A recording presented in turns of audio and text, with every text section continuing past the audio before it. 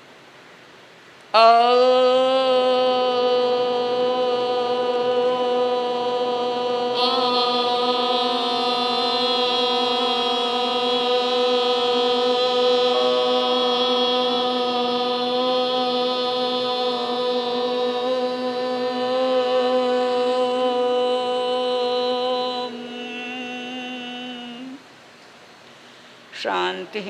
શાંતિ શાંતિ.